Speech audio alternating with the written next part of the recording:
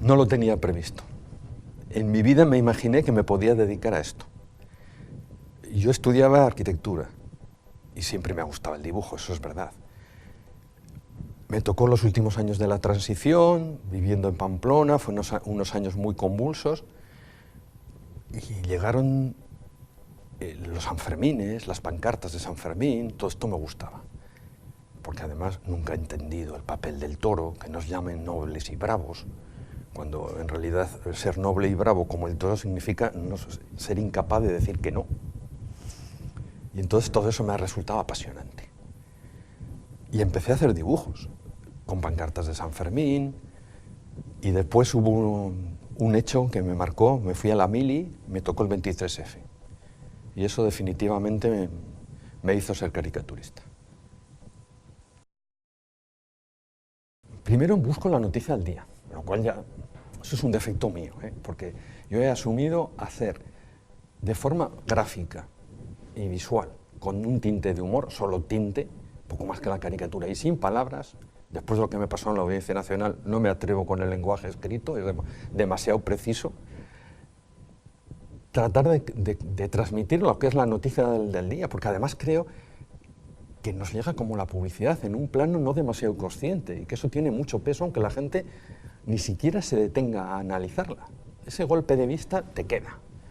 Y yo juego con eso, entonces trato de buscar la noticia del día, lo cual estoy vendido, porque cada hora me la van cambiando. Y tengo que sufrir hasta última hora. Y ayer porque tenía un acto, pero si no a las 8 de la tarde hubiera roto lo que tenía hecho porque había salido lo de Einstein. Y ahí se sufre mucho. Y después, claro, a última hora tienes que hacerlo a todo correr, lo que se te ocurre, pues contar lo que quieres que pasa. Y más o menos con un golpe absurdo. Ahí la anécdota más increíble que yo he tenido fue cuando estalla la guerra de Irak contra Saddam Hussein, que me parece que fue en el año 91. A las 12 menos 5 me llama el director del correo y me dice: nos han llamado del Ministerio de Asuntos Exteriores que en media hora va a estallar la guerra. Yo me quedé perplejo. Dije, hago de periodista y le llamo a Saddam Hussein para confirmarlo. Que te encuentres un simple dibujante, que te comunican que va a estallar una guerra de ese nivel. Dices, bueno, ¿dónde me he metido? Todavía no estoy seguro de dónde me he metido. Para mí, el trabajo mío es sobre todo comunicación. Y esto lo aprendí de mi madre. Mi madre era maestra y al terminar la guerra la mandaron de profesora a un pueblo en el que la mayoría de la población solo hablaba euskera. Y ella no sabía nada de euskera. Y entonces las clases las tenía que dar básicamente con dibujos. Y ahí aprendí que el lenguaje visual es mucho más profundo de lo que aparentemente vemos. Y eso me ha marcado. Y después, claro, me ha gustado diseño industrial, el mundo de la publicidad, las marionetas, muñecos. En realidad he trabajado un poco de todo, haciendo logotipos, cartelería, todo. De hecho, pues yo también hice pegatinas en los comienzos de la transición, cartelería para partidos políticos al comienzo de la legalización, trabajos incluso para ONGs como Cáritas, un poco de todo. Y después, pues bueno, ya os he dicho, tras el 23F, que es una experiencia que me tocó en la mili, en la misma corazada, pues quise contar aquello. Y mi primer trabajo ya en el mundo de la prensa fue narrando el 23F en Diario 16, nada menos que una portada. Porque claro, los terroristas, los golpistas son muy caricaturistas. Entonces claro, los personajes claves del 23F estaban retratados. El Milán era un milano, Tejero era el sapo que saltaba, y Armada, yo no sé si era el elefante blanco, el elefante rosa o el elefante amarillo, pero era el elefante, eso no había dudas. Y eso fue mi primer dibujo en portada en Diario 16. Y después ya ha ido viniendo de una cosa detrás de otra. Tuve una pancarta de San Fermín en el que saqué a un toro sentado, que era el que no se mueve, viendo que todo el mundo giraba alrededor corriendo, y decía, no entiendo, me volvéis loco. Y San Fermín en una nube, que los historiadores dicen que San Fermín no ha existido nunca, estaba fumándose un porro y decía, paso de vosotros, tíos. Me dedicaron el sermón en todas las iglesias. Mi caso es también un poco especial, porque claro, yo vivo en Madrid y trabajo para Prensa del País Vasco. Bueno, he trabajado para el grupo Vocento, que estaba repartido por toda España. Soy de los primeros teletrabajadores. Yo quise transformar un primer FAS, mandé un dibujo con un telefoto, probando. Cuando me compré el primer ordenador portátil, el problema es que no había escáner portátil. Me ha gustado, había trabajado en efectos especiales en publicidad, me ha gustado romper los cacharros, readaptarlos, hacer cosas. Y entonces todo eso me ha resultado fascinante. Y entonces, claro que sigo yo todo el trabajo de mis compañeros, porque mi trabajo, viviendo en Madrid para Prensa del País Vasco, es muy solitario, es muy aislado. Entonces hemos tenido la suerte de que una universidad como la de Alcalá nos ha reunido a los dibujantes y eso me parece un privilegio. Entonces yo he sido alguien que considero muy importante el contacto entre nosotros, el intercambio entre nosotros. Somos un gremio que nos llevamos muy bien, porque a lo mejor esa visión humorística y tener una pedrada y ser un tanto heterodoxos, que lo somos todos, nos une.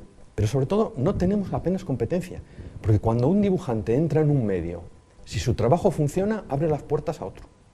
No se las cierra, se las abre. Ahora, cuando va mal, entonces no contratan a nadie. Entonces somos un campo muy interesante. Yo me siento muy contento de pertenecer a este gremio, me siento orgulloso. Tengo grandes amigos y muy buena gente. Yo creo que ha sido importante. Bueno, al comienzo de la transición yo también siempre he dicho que la prensa jugó un papel muy de vanguardia en la defensa de las libertades, sobre todo porque además supo transformar en ilusión y optimismo lo que es siempre en todo conflicto y en toda lucha, como ahora y crisis, se genera un malestar social. Y el humor jugó un papel fundamental en transformar eso en algo positivo, en verlo como un objetivo ilusionante. Y estuvo en primera línea dentro del papel que jugó la prensa, que a su vez jugó un papel de primera línea en la reivindicación de las libertades democráticas, aunque después han cambiado mucho las cosas. Entonces, en el tema del terrorismo yo creo que también, y hemos sido muy críticos con todo el mundo. Yo todavía recuerdo, por ejemplo, una viñeta de un dibujante de La Vanguardia, Tony Bagliori, muy amigo, que me quedé impresionado porque dio en el clavo. Una manifestación antiterrorista y no aparecía en ninguna pancarta la palabra paz. Aquello tenía una carga de profundidad tremenda esa viñeta. Y lo mismo, o sea, es que hemos desmontado buena parte de todo el imaginario que estaba asociado a esa justificación del terrorismo. Y yo creo que sí, que hemos jugado un papel importante. De hecho, no es el primer trabajo que se hace sobre la recopilación de viñetas contra el terrorismo en esta campaña. De hecho, la Universidad de Alcalá ya la hizo, en su día la Fundación Buesa, ha habido varios proyectos. A lo mejor con la envergadura que estáis haciendo vosotros, no. Pero no es la primera vez y yo creo que sí, que es por algo. Es un trabajo muy aislado y más en mi caso, que estoy viviendo en un escenario lejos de donde publico. Entonces no recibo habitualmente. Lo que pasa es que, claro, cuando he hecho exposiciones y en actos académicos o en talleres y charlas, sí que recibo esa respuesta. Y yo sí que creo que somos una manera de comunicar que tiene un impacto tremendo. O sea, afortunadamente la mayoría del público nos recibe con los brazos abiertos. O sea, además es el público el que dice que tenemos capacidad de decir lo que bajo otra manera de contar no pueden hacerlo. A nosotros se nos permite más que a los que escriben. Por eso, bueno, somos un tanto raros. Luego también son muy duros, ojo, porque puede haber, como ha ocurrido ahora, por ejemplo, con los titiriteros o mil cosas. Bueno, y después ahí, McLuhan tenía razón, el medio es el mensaje. Depende en qué medio estés y cómo estés situado y pues la gente lo valora de otra forma. Ahora, sobre lo que ha ocurrido en Madrid. Un porcentaje grandísimo de la población, tú le dices que hay un concierto a las 7 de la tarde y no lo valoran como un acto infantil. Tú le dices teatro de marionetas a las 7 de la tarde, para niños. ¿Por qué? Es que ahí es donde estaba el problema. Esa capacidad artística está asociada a una mentalidad infantil, a un nivel de comunicación pues, de segundo nivel, las artes menores. Nosotros estamos en eso y contra eso. Yo he peleado mucho y sigo peleando. Es un tema que me parece apasionante. Para mí significó mucho los primeros dibujos que he contado sobre el 23 de febrero. Y más cuando yo estaba dentro de la mili, cuando vivía lo que estaba ocurriendo dentro, cuando para mí había tal desfase, o sea, lo que de fuera se decía, no ha pasado nada, está todo controlado. Y lo que vivíamos dentro, que era otra realidad. Entonces eso me marcó mucho. Y después, no sabría decir, también temas de la guerra de Irak, sí. Bueno, me ha impactado mucho el atentado de Madrid el 11 de marzo. Escuchar cómo iba ocurriendo, ver, yo tenía en aquel momento familiares que trabajaban en sanidad, sin que nadie les llamaran, todos acudieron a los hospitales. Me sorprendió salir a la calle, nadie tocaba las bocinas de los coches cuando antes era un cabreo continuo. Inmediatamente ver colas de gente donando sangre. Yo me acuerdo que se hizo un escrito para la Universidad de Alcalá, artista, dona tu sangre artística. Y propusimos hacer un acto en el Pozo del Tío Raimundo, convirtiendo a los niños en trenes y con Payasos sin Fronteras y nosotros dibujando. No nos lo entendieron. Y para mí era un mensaje, una fotografía de un tren de niños con esos dibujos. En China lo hubieran entendido perfectamente, pero los políticos quieren dar su propio discurso, y cuando el lenguaje universal era el gráfico. De todas formas, hicimos un acto en el Pozo del Tío Raimundo dibujando en vivo. Un niño nos hizo un dibujo mural de un tren, él hizo el esquema básico. Increíble. Y nos tocó una anécdota que sí que me ha llegado. Nos llega una mujer y a una chica, un dibujante, le da una fotografía para que le haga la caricatura. Y mi compañera, Angelines, le dice, me cuesta mucho dibujar de fotografía, ¿no podría venir él? Y dijo, no, iban los trenes. Entonces, emociona. Y te das cuenta de que es casi, el dibujo ahí adquiere el valor del rito atávico de las cuevas prehistóricas, en que dibujar casi era revivir.